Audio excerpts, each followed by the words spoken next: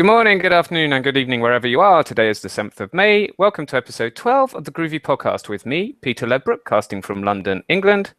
And me, Ken Cousin, broadcasting from Plano, Texas, the home of Research Now, in front of our live studio audience there. See everybody waving? Howdy. Right? Happy people, yes, very happy people.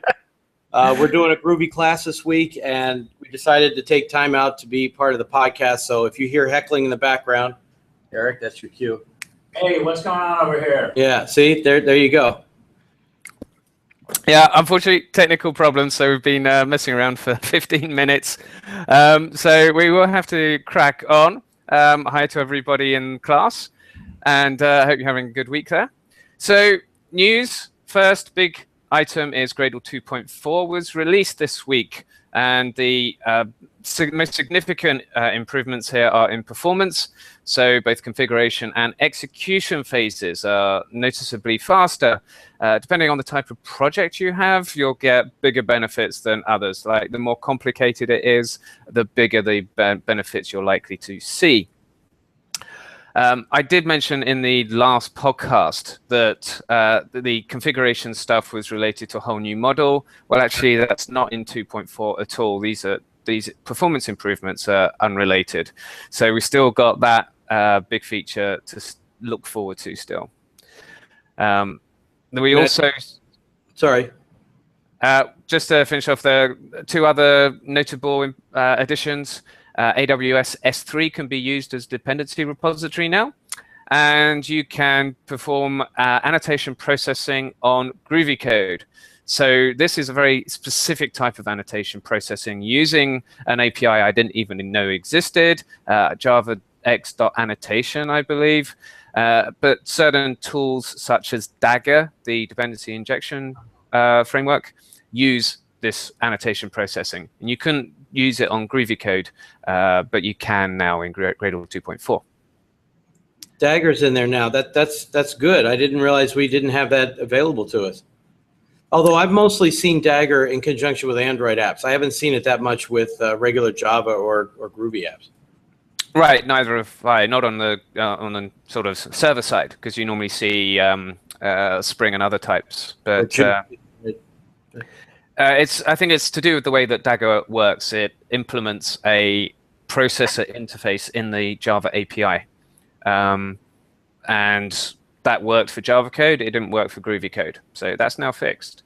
So hopefully, yeah, maybe that is a designed to help specifically Dagger for Groovy on Android. Perhaps that was a request from that community. That would make sense. I did install it. I mean, it came up on GVM in the usual fashion. Thank you to Marco again. And I ran it on 3 or 4 projects, and it ran just fine. It may have been faster. The problem is that those projects were not terribly big, and it's not like they took forever to run anyway. You know what I mean? I haven't tried it on anything really large. Have you tried it on the Groovy build or something like that, or a Grails project?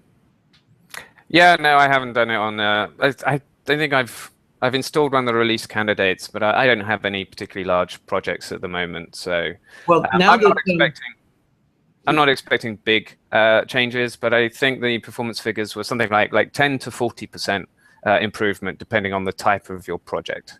Well, now that Grails 3 is based on Gradle, that means whatever version of Gradle you have, you can use, right? I mean, it's not like the Groovy version that's baked into Grails, that's kind of locked in depending on what Grails version you have. I assume you can use any Gradle version you want.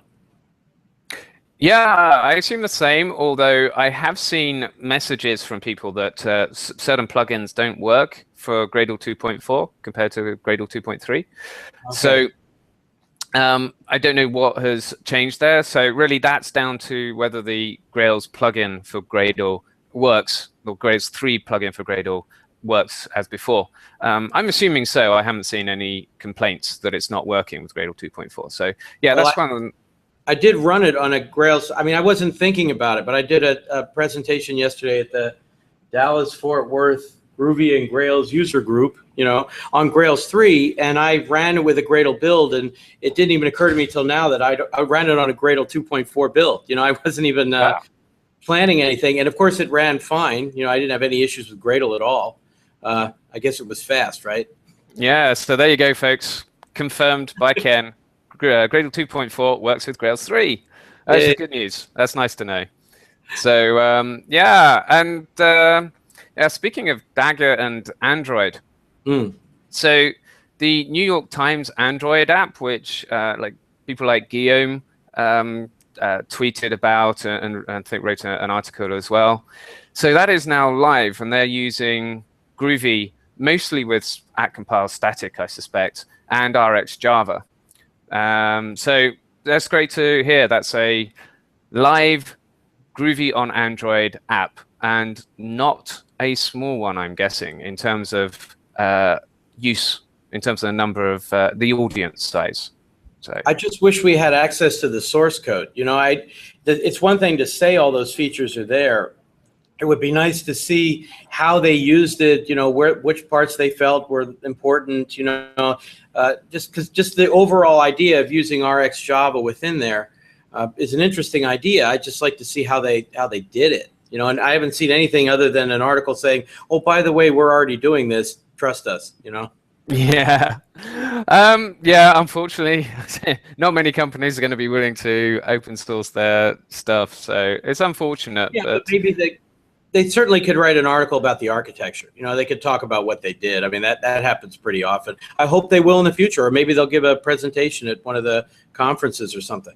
Yeah, I'd love for that to happen as well. I mean, it's similar with things like Ratpack plus RxJava or reactive programming of various types, because that's still something that is a little bit scary for me. I always find it a little bit impenetrable. So it's the new cool thing. So we need to know what it's all about. And of course, according to Dirk, then that's all built into GParse. Yeah, you know, that just using data flows is reactive programming as well. Yes. So we just need to get Dirk to do a presentation on this stuff. So we now have two callouts: one for the New York Times team on their Android app, and Dirk, talks please at Spring 1.2GX. I wouldn't worry about it. Nobody's watching this anyway, you know. But definitely, if you guys are listening and out there, we'd love for you to do something like that. I think it would be really helpful and interesting for the community. I'm not sure. If not for them, for us. Yeah, I'm not sure even the people in this room are paying much attention to what we're doing. We're going to have to make this a little bit more amusing, I think. That's your job. I'm not the funny man. Yeah, I don't do humor very well. I do Blackadder style dry English humor. Anyway, so pressing. You also have lag issues going on too, so that's so moving on, there are a couple of interviews. Guillaume Laforge, Groovy project lead on Voxed. The show notes have the links to that one.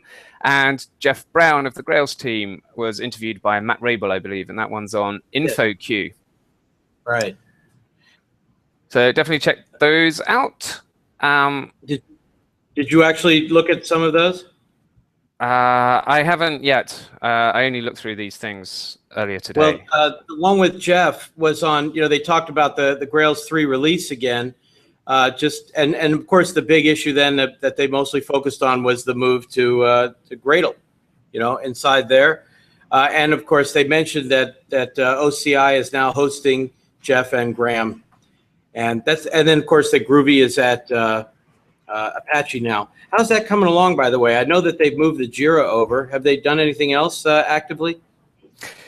Yeah, so the repository, the source repository, has moved to the Apache infrastructure, but there is still a mirror on GitHub, but that one has moved.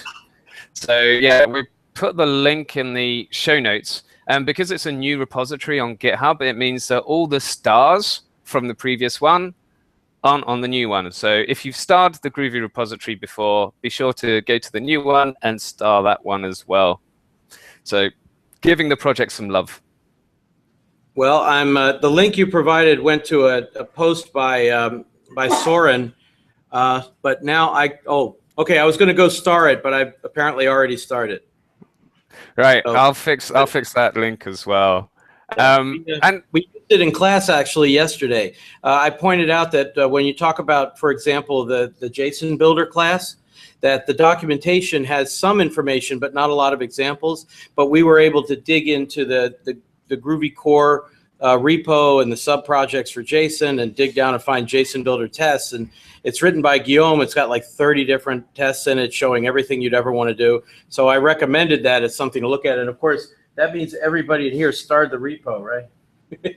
Never mind. I'll see what I can do. We'll get on it right now. Oh yeah, Eric's take care of it. If Eric does it, it's good. Excellent. Otherwise, use your great persuasive powers to get them to star it. Or my PayPal account, but we'll figure something out. You don't need to give away your trade secrets. That's fine. Oh, right. Well, that's the cat pictures one. That's different. Yeah. Right. We do multi-threaded cat pictures now. I mean, I had this app that downloads cat pictures from Flickr. I'm slacking the repo to the whole team. So oh, wow. What are you doing with it? Slacking it to the whole team. They'll use Slack. Okay, cool. At any rate, so they're sending the repo to everybody. So it should have, half a dozen or a dozen stars or whatever coming up right now. Never say we didn't do anything to help you out. But at any rate, I have this little app that basically just accesses Flickr's RESTful web service and downloads cat pictures and uses a little swing builder to present them. And we thought, well, geez, we could do all that simultaneously, right? We could pull down all of the images at the same time. So we use Jeepers with the concurrent, the concurrent collections. And we're able to do that in class. So that was just showing how easy it is to use Jeepers, and we had a really good time. Yeah, that's cool. And we got cat pictures. I mean, that's the bottom line, right? I mean, if I do it on the screen, you don't see it. So, oh well, And if you've got cat pictures, you're halfway there, wherever there is. That's cool. So you're obviously going to write a blog post with that example app, aren't you? Or script. I really ought to do that. That's like one of about 4 blog posts I've got scheduled, including my early experience with the Grails 3. That might not be as favorable. I better stick with the cat pictures. Okay. Actually, yeah, let's start with the cat pictures, definitely. So there was one other change that I came a cropper with, and that's the mailing lists have changed. So they're Apache now, and I forgot to update it. So I was like, I'm not getting any Groovy Dev emails. What the hell's going on? And it's like, oh yeah. So remember, if you've been on those mailing lists, you do need to update you need to go to the Apache Incubator mailing lists and register there. Geez, I forgot about that. I mean, I know the Grails one, they'd already moved off mailing lists and they'd gone for they have a Google group for Grails, and they've got the Stack Overflow. The Google group, I think, is for the dev group. Yeah. For Grails, and then the get help people are over on Stack Overflow. Yeah, that was the intention. I've seen a few of the Grails ones seem to be more discussion oriented, but that's the principle they were aiming for. So yeah, I don't know of anything else that's changed. I haven't seen any information from Guillaume. In fact, I think that's most of it. That's really most of the infrastructure, because the website's already up and running and so on and so forth. So what you're saying is it's not eventually going to be groovy.apache.org? I mean, that would be kind of strange. It should eventually become a top-level project. Right, but I mean, are they going to actually use that domain? Groovy.apache.org? Right, I mean, like most top-level projects, Apache, is it going to be? If you're a TLP, a top-level project, you get a top-level domain. But we'll still have groovy-lang.org, right? Yes. Yes. So they will probably redirect the groovy.apache.org to groovylang.org. Okay, that's my assumption. That's an assumption. I don't know for sure. If we interview Guillaume, then we can ask him what's going to happen there. So there's actually maybe a 10-20% chance Guillaume actually listens to this too. So he may let us know automatically. I mean, 1 in 5, don't you figure? If he's really bored, it's a slow week at Wrestlet or whatever. Yeah, quite possibly. I know that Cedric occasionally listens in. Who does? Cedric? Oh, well, Cedric will probably let us know. I mean, he actually listens in, so that's good. Yeah. Yeah, we got 15 listeners. You're just not going to get count. They're not going to show up in the list, right? Yeah. Oh, I wanted to tell you about the Schaefer operator. Right. Yes. Yeah. Do you want to do? Let's just finish off the news items, and then we'll. Oh, sorry. Sorry. Okay. Whatever you like. I thought we were done. Whoa! What happened there? Anyway, Oh, there are just two other items. Of course, one is very close to my heart. It's a new Lazy Bones release. Now, these are like gold. They don't come along very often. Yes. And this one brings support for HTTP proxies. There's always, somebody asks for that kind of support because some poor folks still work behind the corporate firewalls. And so they do need a proxy. So that's the main thing from that project. It looks like that's already on GVM, and I think I already installed it. Yes. So you thanked Marco for the Gradle 2.4 on GVM, which was correct. But he's created a SDK vendor API so that the owners of the projects can automatically release it on GVM as they publish a new version. And that's what I did with LazyBones 0.8.1. And I think I was the first project to ever do it. Wow, congratulations. Very good. Hopefully, so more to the point, hopefully like future Groovy, Gradle, and Grails releases will just automatically go on GVM as soon as they're published. I noticed that you could do a LazyBones list now and see all the different templates that you've got built in. Oh, that's been there from the beginning. Yeah, well, I used it. It's new to me, okay? I knew it was there, but I've used LazyBones to build a Rat Pack app. I haven't used it to build too many of the other ones yet. Yeah, there aren't many other. So ASCII Doctor could be quite a popular one. Oh, I did do that one. I forgot. I generally with the ASCII Doctor, I forget where I start that project, but that's right. LazyBones has it's not just an ASCII Doctor, it's an ASCII Doctor Gradle one, right? Yes. Yeah. So it gives you a simple project structure plus a Gradle build. Yeah, all of our training materials that we use in here were generated using ASCII Doctor. I share out the HTML5, and I also build the PDF for them. So just letting you know, I am using this stuff. I get something about eating your own dog food, I guess, huh? Oh, cool. So are you going to contribute to ASCII Doctor Gradle plugin? Let's not go that far. Did you notice that Mr. Hockey now has an ASCII? Did you see Mr. Hockey has an ASCII Doctor book out now? Oh, I haven't. No. Yeah, he to go along with his Groovy book and his Grails book. They're the same sort of collections of his posts.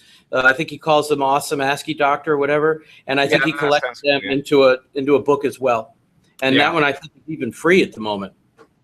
Okay, cool. Definitely, I need to look into that because I'm still not that familiar with ASCII Doctor. I think it's great. I just don't use it often enough to pick up the more advanced stuff.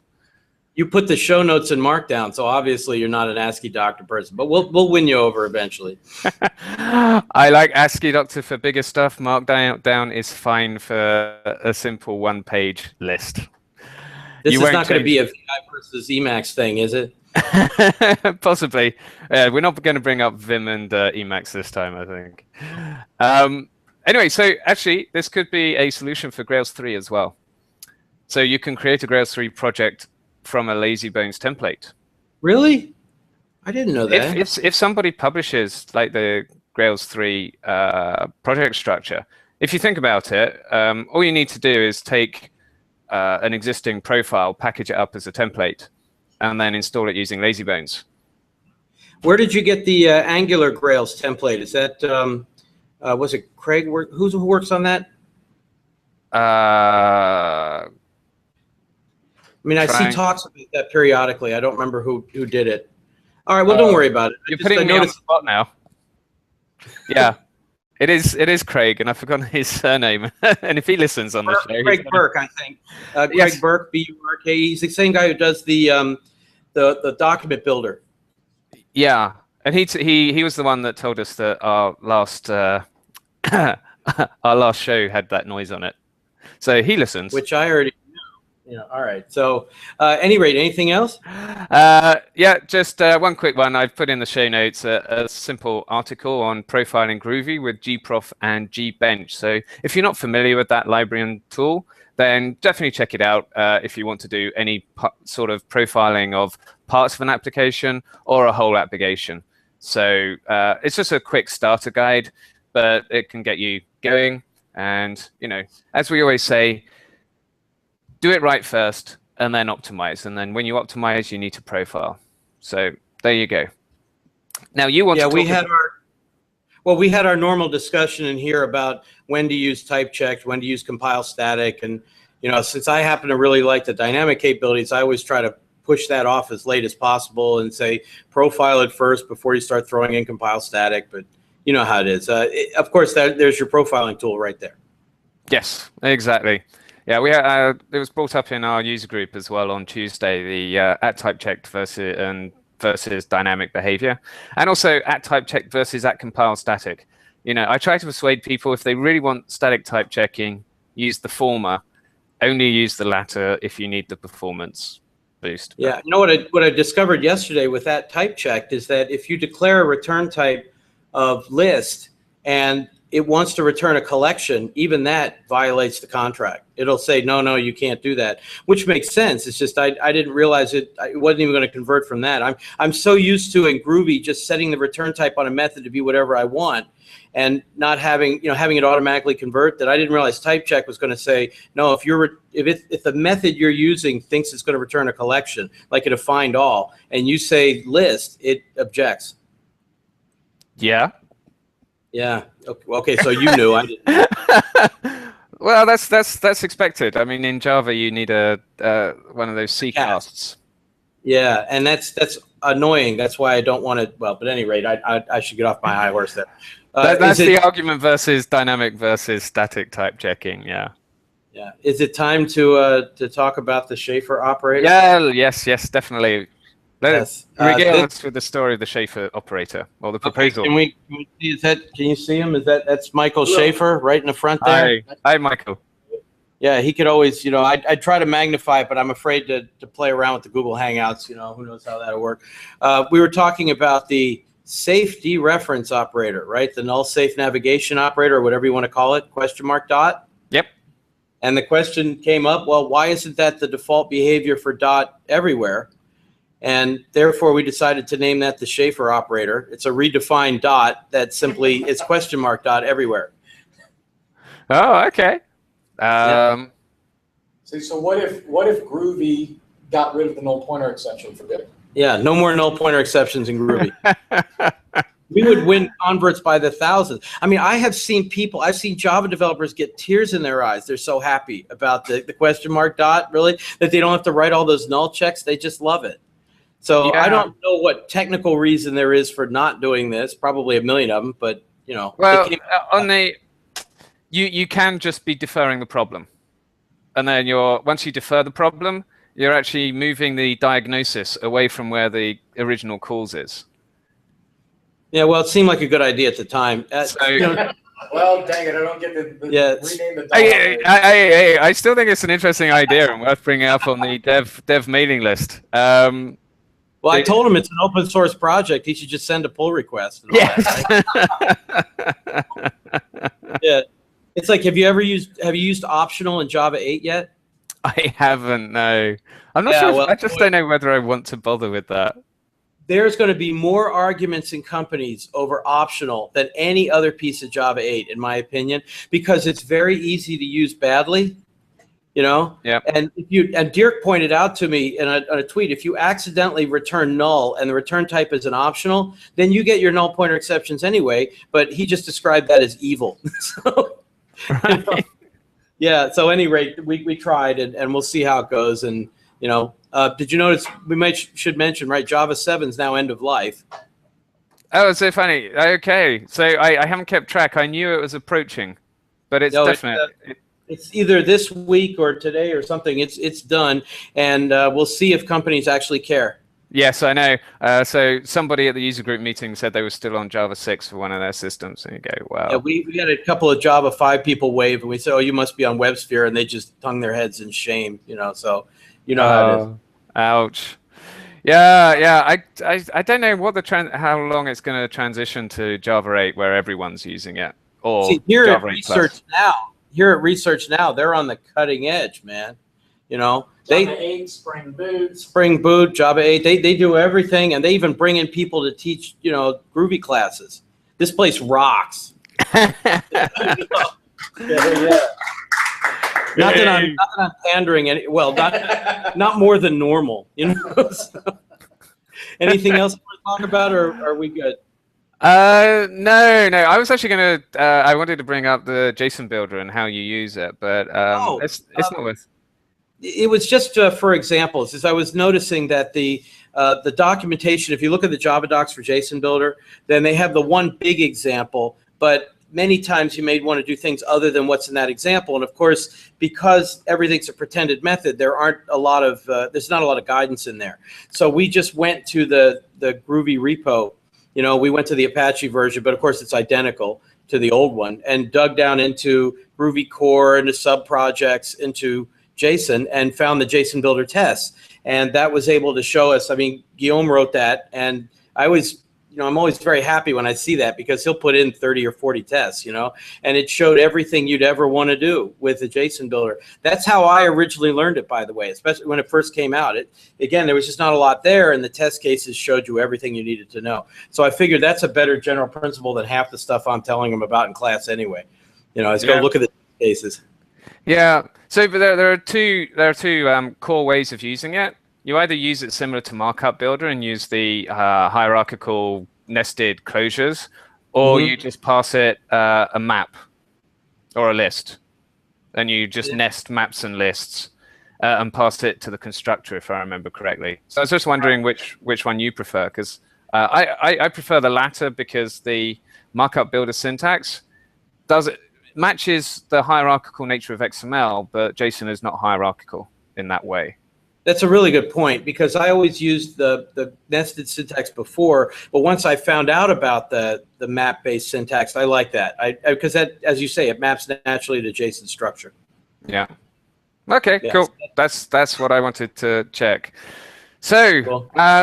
Right, I think we'll wrap up. So thanks again for joining us. Thank you to your class for joining us and allowing you to be on the show. Apologies for last week's noise problems, and apologies to the class for the problems before today's episode. No. Remember, nobody watching this knows anything about that. Everything's been smooth as silk during the podcast. Right? Yeah, except at the beginning of the podcast. At the beginning of the show, I said there was problems, but yeah. But it was so insignificant, there's no point in even bringing it up. I know. I'm too honest for my own good sometimes. Anyway, you can follow the podcast on Twitter @Groovy Podcast, and we also have the Google Plus page on the show notes. This has been brought to you by me, Peter Lebrook, Ken Cousin, and our other co-host who wasn't here. He's actually, I suspect he's at Swamp Up, the JFrog conference. Inevitably, yeah, I would think so. Yeah, so we're going to have to start, in the next couple of podcasts, we're really going to have to start talking about GreatConf, the one in Europe. Yeah. And I think the call for early registrations at GreatConf in the US is coming to a close very soon as well. Yeah. Okay. And Gradle Summit as well is rapidly approaching. I think it overlaps with GreatConf EU. Really? Oh, wow. Okay. And I got to put together a presentation. So anyway. Yeah. So Cedric can't make GreatConf EU. I contacted him and he said he couldn't make the conference. He's got to go to Gradle Summit. So I don't know whether they overlap exactly or whether it's just the travel would have been impossible. But anyway, yeah, so thanks for listening, and we'll catch up with you next time. Goodbye. Yay.